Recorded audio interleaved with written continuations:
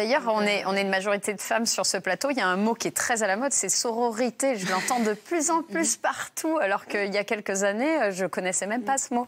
Par rapport à la fraternité. Un autre exemple, c'est autrice. Dans les journaux de gauche que je lis tous les matins, dès qu'un journaliste affilié à une certaine sensibilité peut dire autrice au lieu d'écrivain ou auteur, éventuellement avec un E, il le fait. Et donc, il y a une revendication militante dans le fait d'utiliser autrice avec tout un background historique et un travail culturel et d'histoire qui a été fait, mais quand même, c'est un marqueur intellectuel. Julie ? Mais moi, ce que je trouve fascinant, c'est qu'en fait, tu parles de sororité, et là, ouais, autrice, d'accord, mais donc il y a...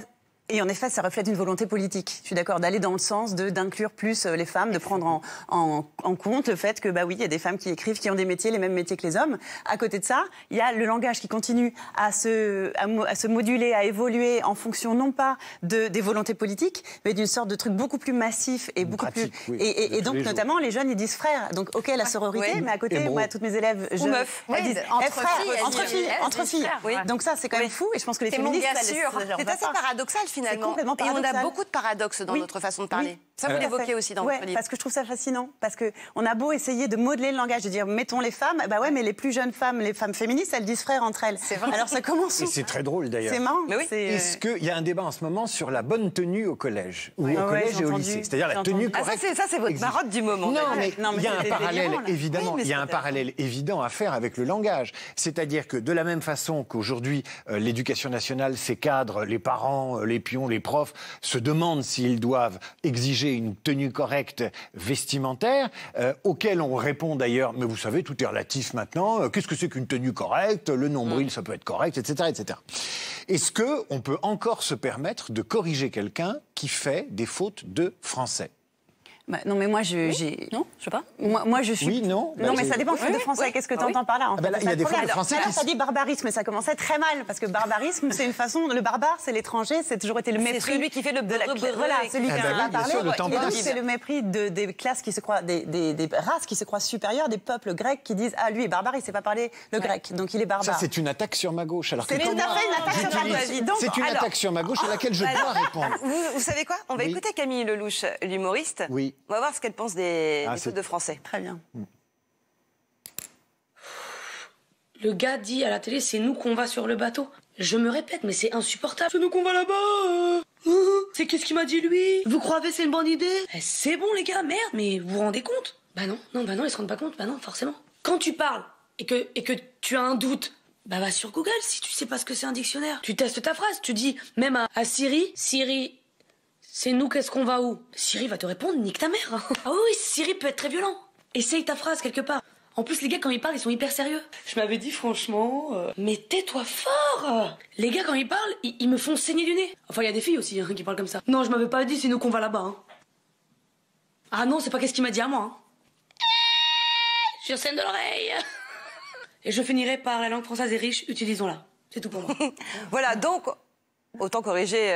Alors, est-ce qu'on peut corriger? Parce que sur la question des tenues des lycéennes, en fait, on a un ministre de l'Éducation qui a quand même dit qu'il fallait venir à l'école avec une tenue républicaine. Ouais, mais alors, c'est quoi le sens, en fait? Moi, c'est un mot valise, c'est un mot valise, parce qu'il ne sait pas trop quoi mettre dedans. Personne n'a compris. Non, mais de la même façon, si vous voulez, de la même façon qu'on a beaucoup de mal à expliciter ce que c'est qu'une tenue correcte exigée et surtout à l'obtenir, demain, nous aurons probablement du mal à exiger un langage à peu près châtié et équilibré, parce qu'on nous dira, mais attendez, mes amis, tout est relatif, je me sens stigmatisé parce que vous m'empêchez de dire au coiffeur. Alors ça, c'est intéressant de remonter le fil de l'histoire, parce que c'est un sujet vieux comme le monde. Mais comme le monde, mais il y a eu toujours des David Abiker, les générations d'avant et encore d'avant, qui ont dit mon Dieu, mais qu'est-ce qu'on parle mal tout fout le camp, pays foutu, tout fout le camp. Non mais c'est notre culture. Ce jeune qui dit où qu'on va, et ben je suis sûre que dans 5 ans, il sera dans un milieu où il pourra plus le dire et il parlera bien sûr. Je veux dire, la grammaire, oui, et bien sûr qu'il faut qu'on se comprenne, c'est ça l'utilité principale du langage. Il y a l'évolution aussi.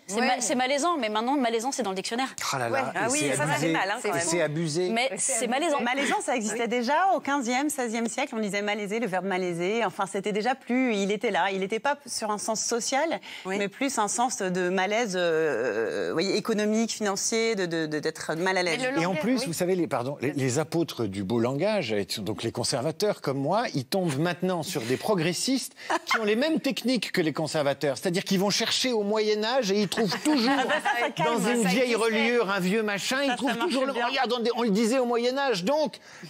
On a raison, c'est comme ça qu'il faut. Ah ouais, mais ça nous coupe le sifflet. Il y a un mot qui est colère, la colère, mais qui aujourd'hui n'a plus le même sens que la colère, l'émotion pure. Il y a quelque chose de politique dans la colère. Quand on est en colère, c'est positif parce qu'on manifeste. C'est ça en gros. Mais c'est plus l'expression de la colère telle qu'on la connaissait. Bah c'est pas le contraire forcément. Quand même. Non, c'est la même chose. C'est pas le contraire. C'est-à-dire qu'en 2012, on a eu, je crois, le jour de colère, ce truc qui s'était tous les réacs de tous les bords qui venaient manifester contre. Alors c'était quoi? C'était contre le mariage pour tous. Et puis ils étaient un peu contre les juifs aussi d'ailleurs, d'une manière générale. Mais ils étaient en colère. Ça s'appelait jour de colère. Donc, oui, en fait, je pense que c'est plus ancien que la colère est valorisée aujourd'hui. Oui, voilà. Mais c'est vrai que tous les sentiments maintenant qui sont devenus un peu sur la place publique, maintenant qu'on peut les exprimer, que ça fait partie du débat.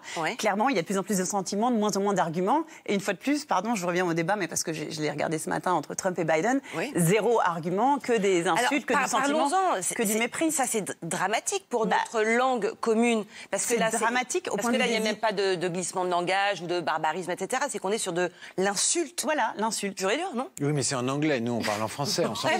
Quand c'est traduit, d'ailleurs, même les traducteurs avaient un problème parce qu'ils étaient obligés d'écrire insulte. Ah oui, ils ne pouvaient pas l'écrire. Tellement les mots étaient grossier. Mais ça fonctionne bien, c'est-à-dire que ça, par exemple, on voit avec... moi, j'ai parlé du mot populisme, en fait, j'aime bien parce qu'on l'entend à toutes les sauces. Alors, certains qui disent « moi, je suis populiste et je suis fière de l'être ». Macron a dit qu'il était populiste.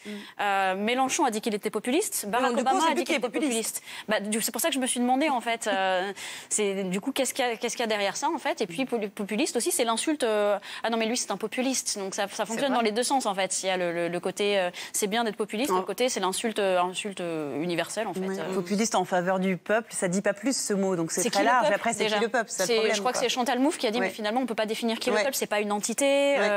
En gros, c'est les gentils contre les méchants, mais qui sont les gentils, qui sont les méchants. Les gentils et les méchants de Macron sont pas les mêmes que ceux de Marine Le Pen, par exemple, ou de Mélenchon.